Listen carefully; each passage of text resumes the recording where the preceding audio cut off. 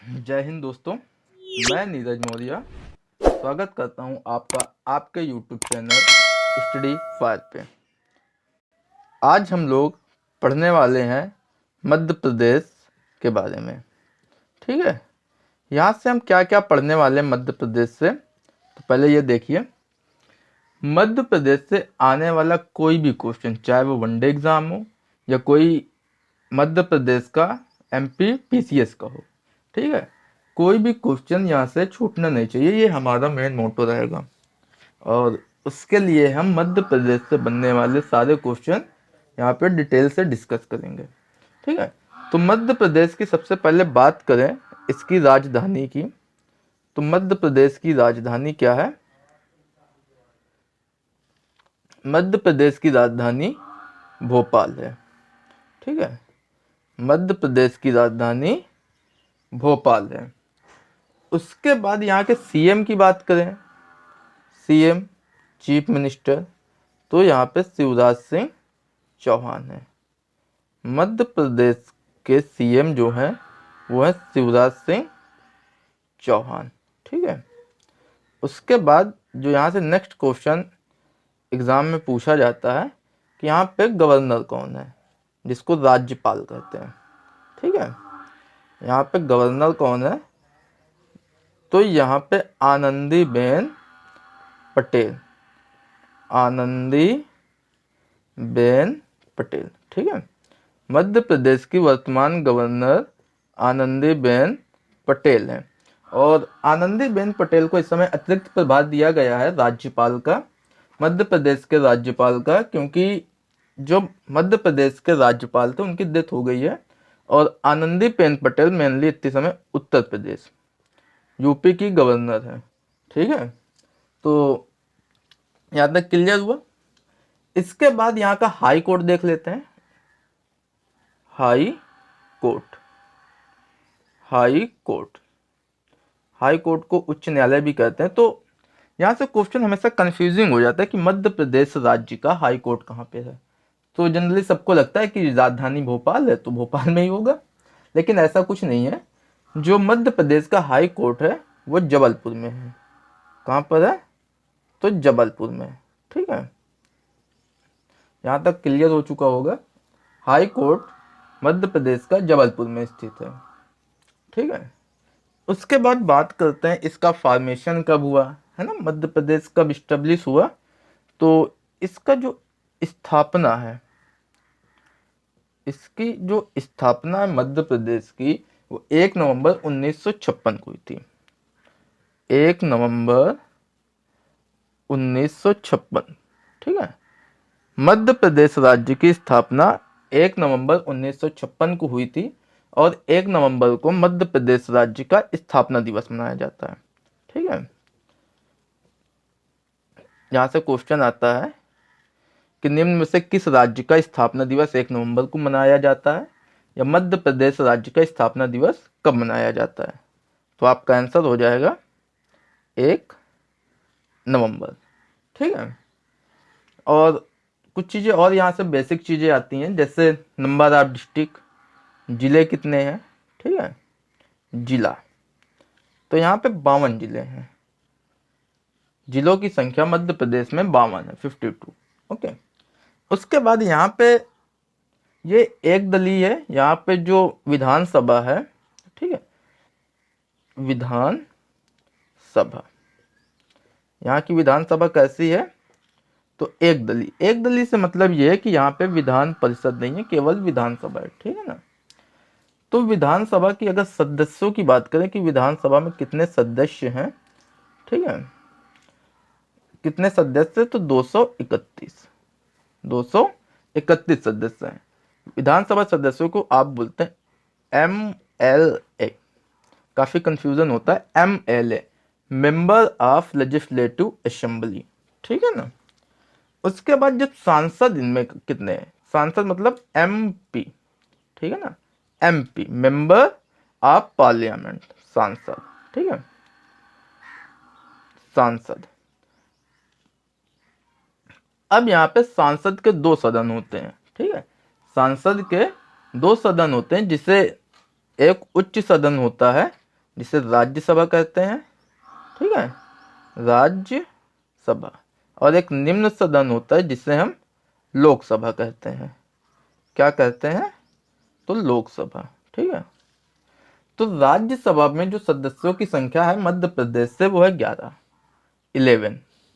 और लोकसभा में जो है वो संख्या 21, ठीक है। तो आप इसको थोड़ा सा ध्यान देंगे, कभी कभी क्वेश्चन पूछ लेता है कि मध्य प्रदेश राज्य से लोकसभा में कितनी सीटें हैं, तो 21। और देखो कितना अच्छा नंबर बन रहा है, 11-21, ठीक है। ऐसा लग रहा है कोई शगुन है, ठीक है। चलिए, ये तो थी बेसिक डिफिनीशन, मतलब बेसिक जानकारियां वहाँ की, ठीक है। क्योंकि मध्य प्रदेश के बारे में पढ़ रहे हैं तो सबसे पहले हमें उसकी राजधानी, सीएम, राज्यपाल, हाई कोर्ट की स्थिति, उसकी स्थापना, जिला, विधानसभा, ठीक है ना, member of legislative assembly, member of parliament, ये सारी चीजें पता होनी चाहिए। एक यहाँ से इम्पोर्टेंट फैक्ट होता है, ठीक है ना, एक इम्पोर्टेंट फैक्ट है जिसे मैं यहाँ पे डिस्कस करना चाहूंगा। 1 नवंबर 2000, ठीक है। अब देखिए संयोग देखिए कि 1 नवंबर 1956 को बेचारे का खुद का फॉर्मेशन होता है और 1 नवंबर 2000 में ये खुद टूट जाता है, ठीक है ना। 1 नवंबर 2000 को यहाँ से 13 जिले लेके, ठीक है ना, 13 जिले, एमपी के 13 जिले क्या बनाते हैं? छत्तीसगढ़ बनाते हैं। क्या बनाते हैं? छत्तीसगढ़, ठीक है ना। यहाँ से क्वेश्चन पूछता है कि छत्तीसगढ़ का गठन कब हुआ था, तो आपका आंसर हो जाएगा 1 नवंबर 2000 को। कितने जिलों से? 13 जिलों से। किस राज्य को तोड़कर छत्तीसगढ़ बनाया गया? तो आपका आंसर हो जाएगा मध्य प्रदेश, ठीक है। छत्तीसगढ़ कौन सा राज्य बना? तो ये 26वां राज्य बना। कौन सा राज्य बना? 26 नंबर का राज्य बना छत्तीसगढ़, ठीक है। तो ये थी उसकी बेसिक जानकारी। अब मध्य प्रदेश से बॉर्डर को लेकर काफी क्वेश्चन बनते हैं, ठीक है। उसके मैप को लेकर काफी क्वेश्चन बनते हैं, तो वो चीजें थोड़ी सी हम डिस्कस करेंगे। ओके, चलिए देखते हैं।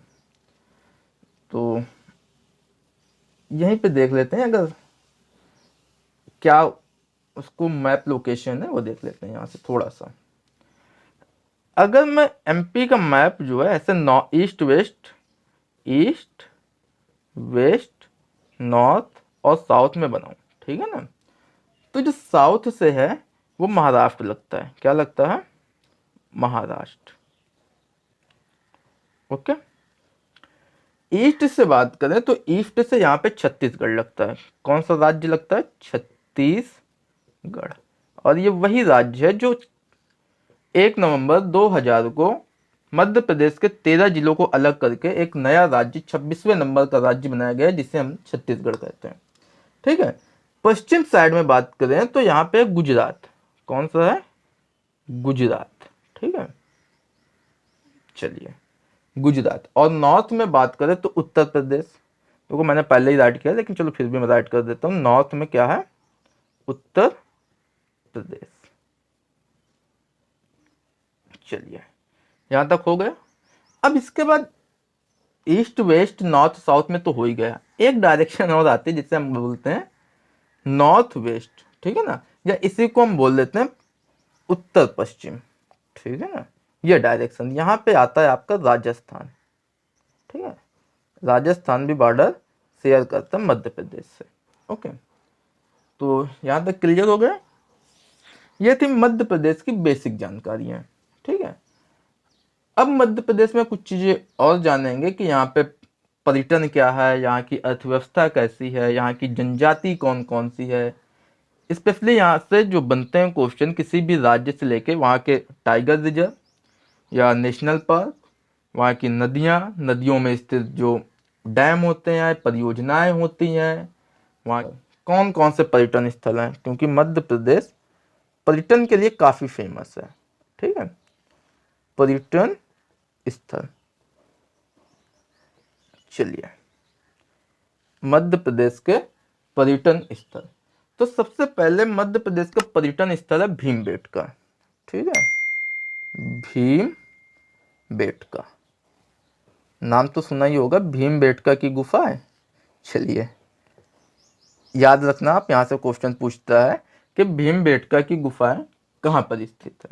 ठीक है, पहले नंबर पे होगा भीमबेटका गुफा। दूसरे नंबर की बात करें तो यहाँ पे खजुराहो। कौन सा है? खजुराहो।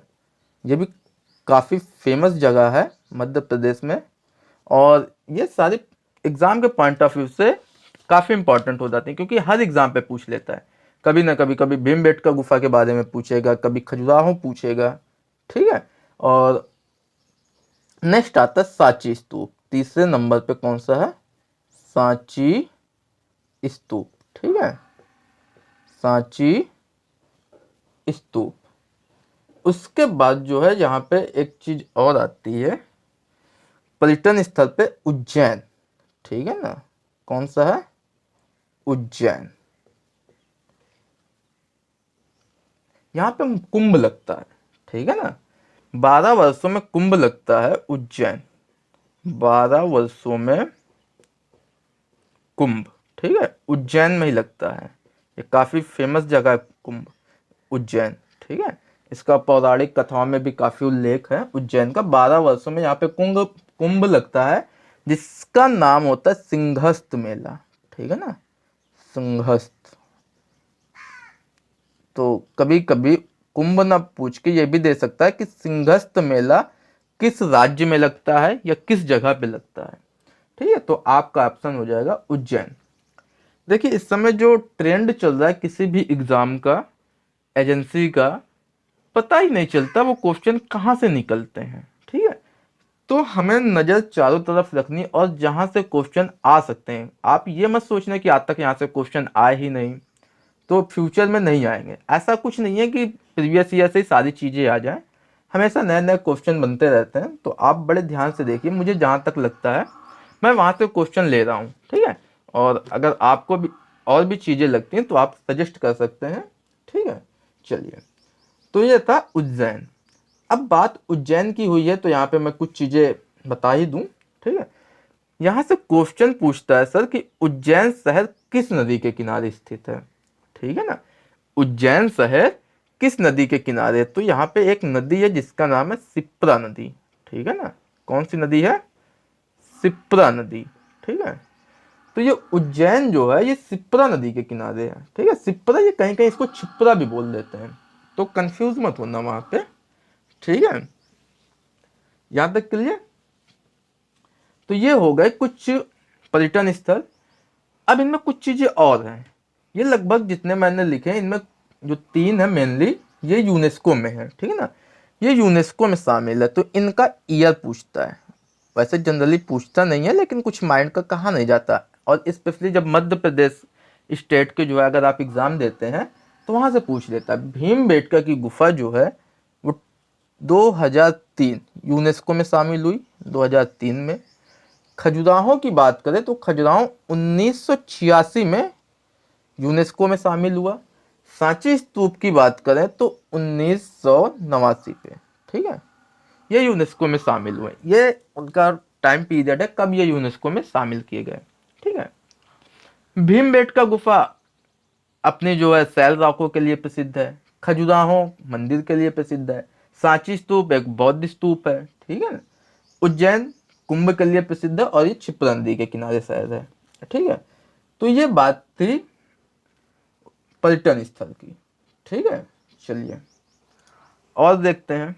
अब यहाँ पे थोड़े और देख लेते हैं कि मध्य प्रदेश के कुछ उपनाम भी हैं। ठीक है ना, उपनाम, उपनाम मध्य प्रदेश के यहाँ पे कुछ उपनाम है।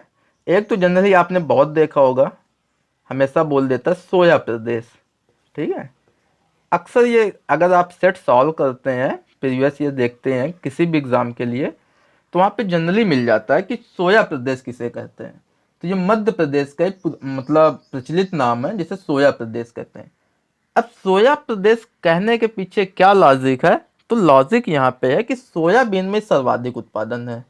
ठीक है ना, सोयाबीन, यहाँ पे जो है सोयाबीन का सर्वाधिक उत्पादन है। ठीक है, सर्वाधिक के लिए मैं डबल प्लस लिखता हूँ।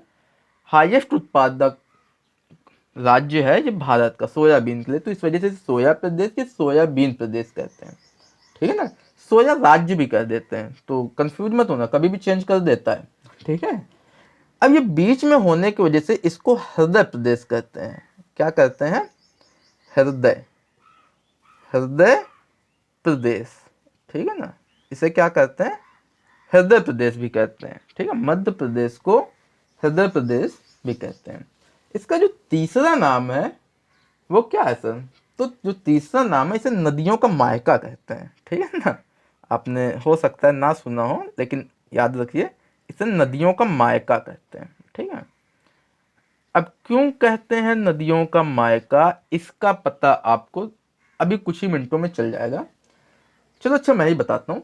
एक्चुअली यहाँ पे क्या, बहुत सारी नदियाँ, काफ़ी नदियाँ और काफ़ी इनका संगम है मध्य प्रदेश में, क्योंकि मध्य प्रदेश में सबसे ज़्यादा वन क्षेत्र है, ठीक है ना। यहाँ से क्वेश्चन पूछता है कि सबसे सर्वाधिक वन क्षेत्र वाला राज्य कौन सा है?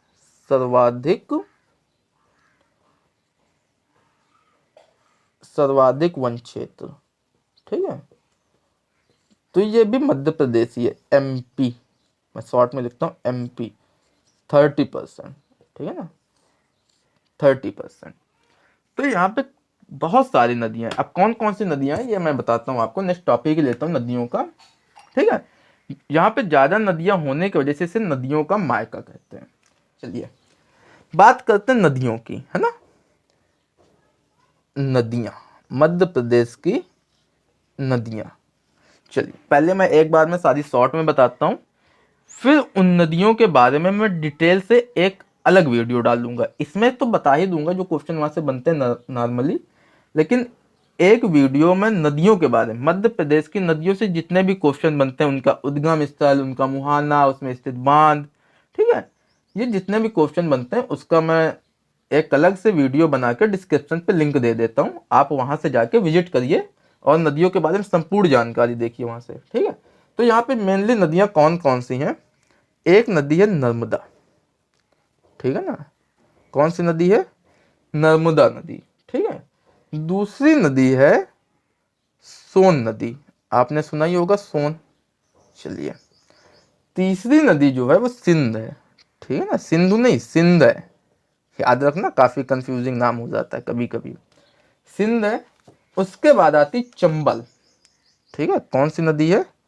चंबल, चंबल के डाकू काफी फेमस है। चलिए तो चंबल नदी, ठीक है, चंबल नदी हो गई।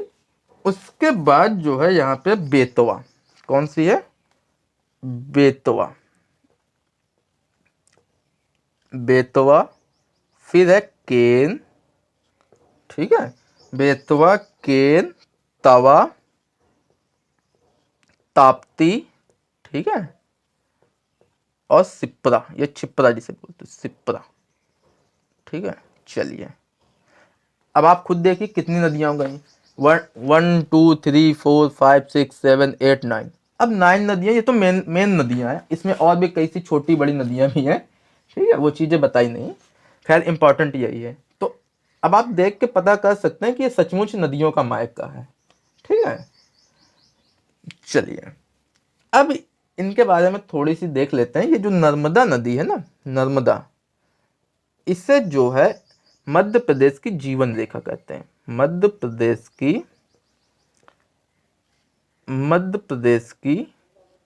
जीवन रेखा, ठीक है, मध्य प्रदेश की जीवन रेखा नर्मदा को कहते हैं, ओके। अब इन नदियों से जनरली इतने क्वेश्चन तो बहुत बनते हैं, ठीक है ना, लेकिन मैं कह रहा हूं कि अगर ज़्यादा नदियों को मैं डिटेल करूंगा यहाँ पे तो ये वीडियो काफ़ी लंबा खिंच जाएगा। तो इस वजह से मैं नदियों के लिए अलग वीडियो बना के डिस्क्रिप्शन पे उसका लिंक दे देता हूँ, आप वहाँ से जाके विजिट करिए, ठीक है, नदियों के बारे में। ये तो थी बात नदियों की, ठीक है। अब नेक्स्ट बात करते हैं राष्ट्रीय उद्यान। ये भी काफ़ी इंपॉर्टेंट चीज़ हो जाती है, ठीक है, राष्ट्रीय उद्यान। चलिए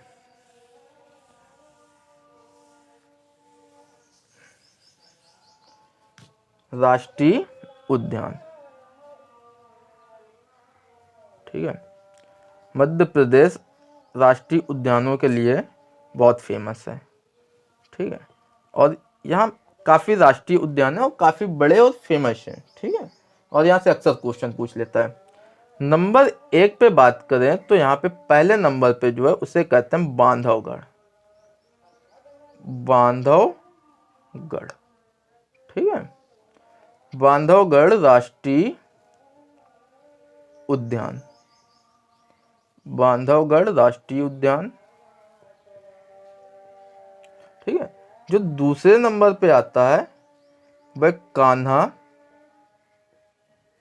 राष्ट्रीय उद्यान, ठीक है, कान्हा राष्ट्रीय उद्यान। तीसरे नंबर पे आपका है सतपुड़ा। कौन सा है? सतपुड़ा राष्ट्रीय उद्यान, ठीक है, सतपुड़ा राष्ट्रीय उद्यान। जो चौथे नंबर पे आता है वो संजय गांधी राष्ट्रीय उद्यान, संजय गांधी राष्ट्रीय उद्यान। आप इनको ध्यान देना, यहाँ से अक्सर क्वेश्चन पूछ लेता है, ठीक है। फिर आता है माधव राष्ट्रीय उद्यान। कौन सा है? माधव राष्ट्रीय उद्यान, ठीक है, माधव राष्ट्रीय उद्यान। उसके बाद जो अगला है 6 नंबर पे, उसका नाम है वन विहार। वन विहार, वन विहार राष्ट्रीय उद्यान, ठीक है। चलिए 7 नंबर पे नेक्स्ट है जीवाश्म राष्ट्रीय उद्यान। अब आप सोचें कैसा नाम है, जीवाश्म राष्ट्रीय उद्यान, ठीक है, जीवाश्म राष्ट्रीय उद्यान। 8 नंबर पे पन्ना, पन्ना राष्ट्रीय उद्यान, ठीक है। नेक्स्ट है पेंच, पेंच राष्ट्रीय उद्यान, ठीक है। यहां तक हो गया पेंच। एक और है, ठीक है ना, जिससे हम बोलते हैं राष्ट्रीय चंबल अभ्यारण्य। राष्ट्रीय चंबल अभ्यारण्य, ठीक है।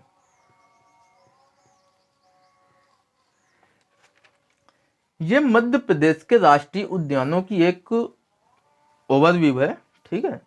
अब इसके बारे में ज़्यादा डिटेल से फिर मैं यहाँ पे नहीं बताने वाला, क्योंकि आपको पता है फिर वीडियो काफ़ी लंबा हो जाएगा और आप भी बोर होने लगेंगे, ठीक है ना।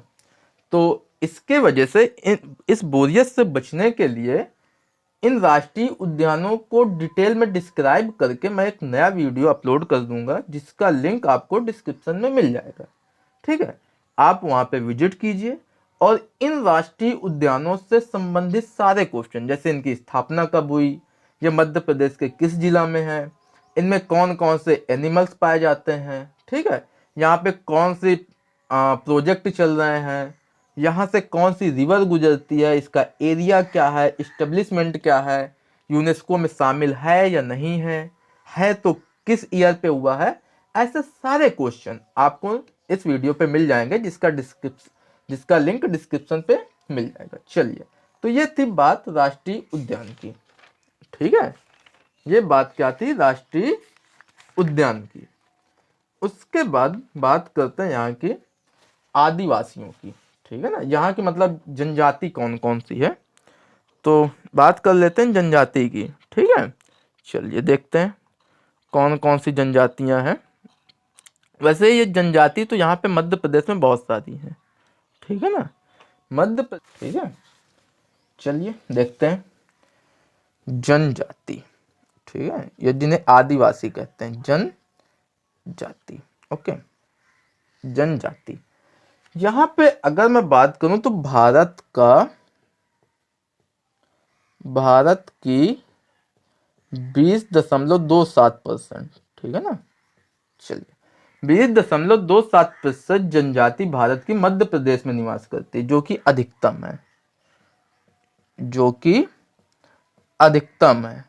ठीक है, ये अधिकतम जनजाति मध्य प्रदेश की, सॉरी पूरे भारत की अधिकतम जनजाति 20.27% भारत में ही निवास करती है। ठीक है, जिसमें जो कुछ इंपॉर्टेंट हैं जिनका मैं नाम लिख रहा हूं, गोंड, नाम सुना होगा, ये पूरे भारत में है। गोंड, भील, ठीक है, बैगा, बैगा, कोरकू, ठीक है, बैगा, कोरकू, सहरिया, सहरिया, ओके। उसके बाद आती है भारिया, भारिया, कोल, ठीक है, आदि। अभी ये इतनी जनजातियां नहीं है, जनजातियां तो बहुत सारी हैं। अब फिर जनजातियों से संबंधित एक डिटेल वीडियो मैं एक और अपलोड करता हूं, जिसका लिंक आपको डिस्क्रिप्शन पे मिल जाएगी। आप डिस्क्रिप्शन पे जाइए और जनजातियों से डिटेल्ड क्वेश्चन वहां से देख लीजिए, ठीक है ना, छोटा सा होगा। अब आप कहेंगे क्यों आप पकाते हैं बार बार, एक ही वीडियो पे दीजिए ना सारी चीजें। तो अगर कंटेंट ज़्यादा रखते हैं, मतलब एक ही वीडियो पे किसी भी राज्य का सारा कंटेंट लेके आते हैं, तो कम से कम वो 2 से 3 घंटे चलेगी वीडियो, ठीक है ना, तब तक में आप बोर हो जाएंगे। तो मैं चाहता हूँ कि छोटे छोटे वीडियो बनाएं। मान लीजिए जो मध्य प्रदेश से रिलेटेड है, जो मध्य प्रदेश के स्टेट एग्जाम देना चाहता है, तो वो जनजातियों से रिलेटेड जो है जाके अपना वीडियो पे देख ले, नो प्रॉब्लम। लेकिन वैसे सबको देखना चाहिए, क्योंकि 10 मिनट 15 मिनट का वीडियो होगा और इसमें बहुत सारी जानकारियां होंगी। जैसे गोंड, ये गोंड कहाँ के निवासी है, कहाँ पे है, इसकी जो उपजातियां कौन कौन सी हैं, इनका रीति रिवाज कैसा है, वो सारी चीजें मैं डिस्कस करूंगा, ठीक है ना। ये जो भील जनजाति है ना, भील, ये सर्वाधिक है, एमपी में सर्वाधिक है, ठीक है। और ये जो गोंड है ना, ये सेकंड नंबर पे है, ठीक है। और ये भारत में सर्वाधिक है, भारत में सर्वाधिक, भारत में सर्वाधिक, ठीक है। क्वेश्चन पूछता है मध्य प्रदेश में कौन सी जनजाति सर्वाधिक मात्रा में पाई जाती है, आपका आंसर भील हो जाएगा, ठीक है। भारत में पाई जाने वाली सबसे बड़ी जनजाति कौन सी है, आंसर हो जाएगा गोंड, ठीक है। ये बात थी यहाँ की, कुछ इंपॉर्टेंट बातें थी मोटी मोटी, ठीक है। अब उसके बाद इसमें और कुछ देख लेते हैं, ठीक है, यहाँ की स्पेशली थोड़ा देख लेते हैं। वैसे और चीज़ें मैं फिर से नेक्स्ट वीडियो पे बता दूंगा, सारी चीज़ें इसमें से डिस्कस कर लेंगे एक साथ में, ठीक है। चलिए आगे क्या देखते हैं। तो बाकी सारी चीज़ें हो ही गई। उसके बाद इसमें मैं और भी सारी चीज़ें लेके आऊँगा, ठीक है। कुछ इम्पोर्टेंट क्वेश्चन है जो मध्य प्रदेश से अक्सर बनते हैं, उनके बारे में डिस्कस कर लेते हैं, कौन कौन से क्वेश्चन है यहाँ से, ठीक है। तो देख लेते हैं अभी 1 मिनट में कौन कौन से क्वेश्चन बनते हैं। यहाँ की पहले बात करते हैं मिट्टी के बारे में, ठीक है। यहाँ पे मिट्टी कौन कौन सी है, मिट्टी कौन कौन सी मिट्टी यहाँ पे पाई जाती है, ठीक है।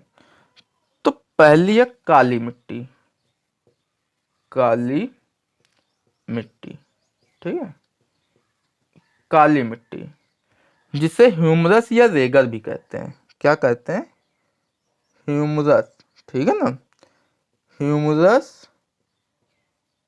या रेगर। काली मिट्टी कपास के लिए बहुत अच्छी होती है, ठीक है ना, कपास के लिए बेस्ट मिट्टी मानी जाती है काली मिट्टी। दूसरी मिट्टी यहाँ पे जो है, दूसरी मिट्टी यहाँ पे कौन सी, लैटेराइट मिट्टी, ठीक है ना, कौन सी है, लैटेराइट। और चलिए लैटेराइट, ओके। तीसरे नंबर पे यहाँ पे जलोढ़ मिट्टी, जलोढ़ मिट्टी, ओके। फिर यहाँ पे नेक्स्ट जो है